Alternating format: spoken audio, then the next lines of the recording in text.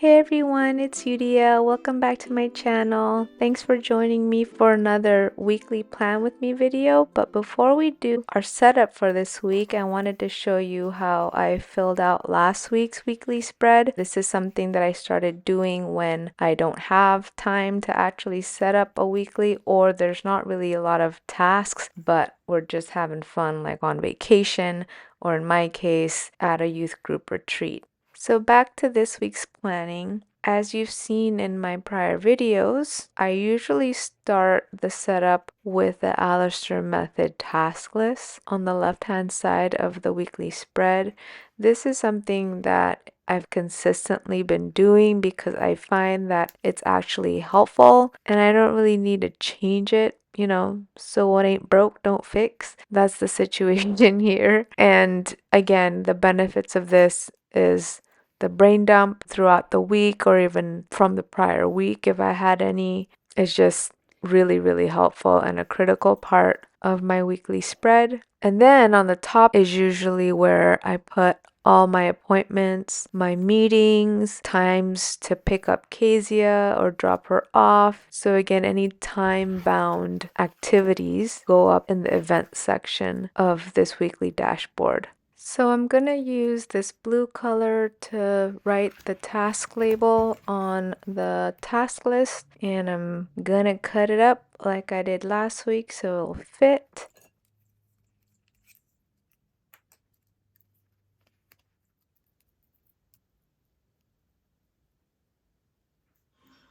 And there you go.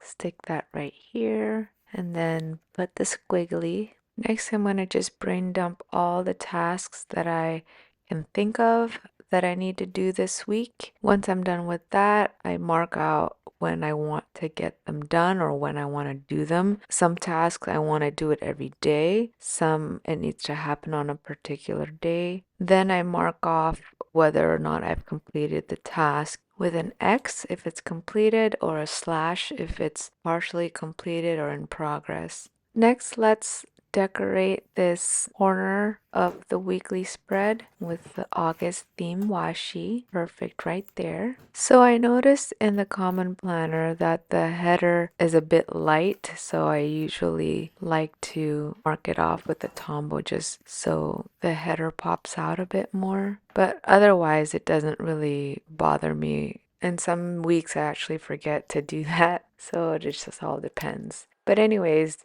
now I'm looking and putting down all the events or the time-bound activities for the week. As you can see on the 14th, it's really full, and I'm hoping this isn't an issue when I have the B6 next year in 2025. That way I could put a little bit more stickers maybe, but also if there's more meetings or more activities than just what there's space for, I could actually put them all down. I think there's been some weeks where I literally don't have space to write down the next thing on the list. So I kind of have to pick and choose which one I want to prioritize to have written on the events section up top. So yeah, it's not ideal at the moment, but I'm sticking to this book and I am not buying another one for 2024. Anyway, we're doing the Bailey routine as that is something important to me.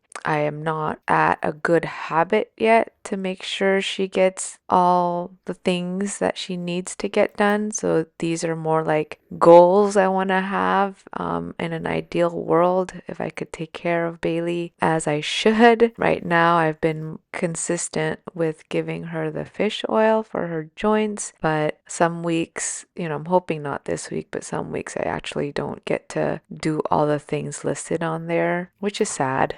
I want to get better at it because I realized that it's about intentionality, and I don't think I have been intentional with my time. Part of it is my nature to want to just flow and not put limits on myself. So, for example, if I'm doing a weekly plan with me, I don't want to stop. Time blocking is really hard for me, but I know that time blocking will allow for more productivity because I get to do the things that I need to do in a block of time and focus on it. Having said that, I have a hard time stopping when I'm on a roll. So I don't honor the time that I've blocked. You know what I'm saying? Especially if there's nothing important in like the next hour. So if I don't have a meeting where I have to stop what I'm doing, I don't stop what I'm doing. I just keep going at whatever it is I'm doing. That's not good. Partly is overwhelm and my brain gets fried, but also I don't get a lot done. It's just, just taking too long on one certain thing or not a good balance with family and taking care of Bailey, for example. Maybe like forgetting to take her out potty because I'm just so focused on whatever it is I'm doing and lose track of time. That's literally what it is. I lose track of time. I keep saying this, like I need to time myself when the hour's up because I need that distraction to actually stop what I'm doing and then honor that, which is going to be really hard, but I want to try to do it and be more intentional. I can't time block on the weekly, so I'll probably start time blocking on the daily pages. I've tried that before in the past, didn't stick to it. I'm gonna try it again because it's really important. It's real, y'all. The struggle is real.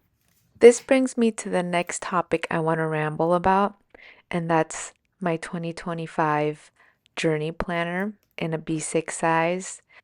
This planner is the next level, in my opinion. It's a mix between a Hobonichi cousin and a common planner because the dailies are dated, and then the front portion looks like the common planner in the sense of the monthly and the vertical weeklies. Having said that, this planner has extra goodies, and these goodies include the perpetual yearly. It's somewhat like a tracker, but in a vertical layout. And then she actually has a habit tracker, what she calls a habit tracker, and that's so it's already pre-printed monthly horizontal layout. And then she has a meal plan layout or spread pages for every week. So that's 52 weeks of meal planning spreads. So, like breakfast, lunch, dinner, and a meal prep. So you could either track your meals or you could figure out what you want to meal prep. And then in that meal prep page, there is a grocery list section and also like a weight tracking or whatever you want. She has water tracker, like the pictures of the droplets that you could track water. It's a whole thing. And why I'm excited about it is I don't need to put any of those trackers in my weekly dashboard, for example, or in my daily pages, right? Because she has dedicated pages. So I kind of want to start in my dailies this year to get into the habit of having a grocery list section in my dashboard consistently every week. Also, tracking water, tracking my weight, maybe having a meal planning section. I think, like, for me, it's dinners I mainly do. Maybe I'll start looking at what I actually eat breakfast and lunch instead of planning it for the dinners. But anyways, I want to implement some of these things this year, although I would have to eat into this already small A6 planner dailies or dashboard. I don't think it's going to be an issue so that I can utilize the journey planner to its full potential next year. And so I'll show you that when the planner comes in November, which sucks. Wish it was sooner. And the other thing I want to start implementing is a more consistent journaling method with prompts, but more meaningful prompts, not just, oh, what color do you like? Or if you had a theme song, what would it be? Those are fine too, but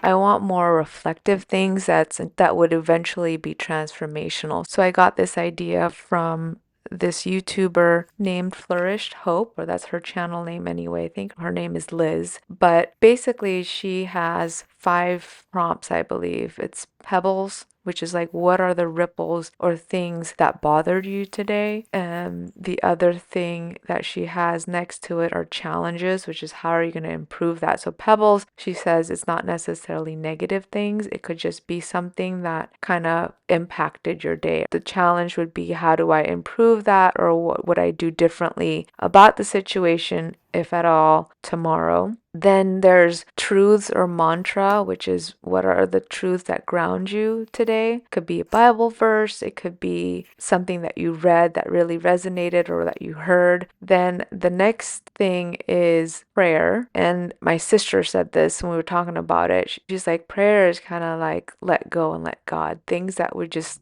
something that is beyond my capabilities at the moment, and God is going to be there and he can handle it. So what is that?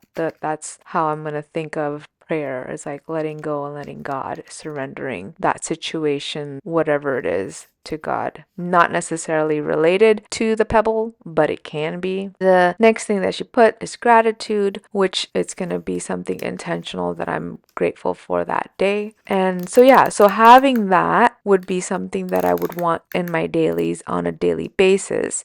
And I could think of, okay, B6 size, I might not have room to write it all out, but honestly, I'm thinking I don't need to be verbose about it. I don't need to write a novel about it in my dailies, but it could be bullet answers to those prompts. But the main thing is the reflective time and the introspection and the transformation that doing that on a daily basis will do, right? And then I asked myself, well, what about all the cutesy stuff that I want to put? What about memories that I want to have of what happened that day? And, I got this thought that, hey, if I'm time blocking in my dailies, then that is a section where it's memory keeping, right? There are the events that happened that day, and I could embellish with stickers here and there. So I don't need to repeat any of that unless it's a pebble that caused a ripple and I need to reflect on it. So overall, the vision that I have would be a meaningful entry every day where I have memory keeping and I have reflections of how that day went, and see where that goes.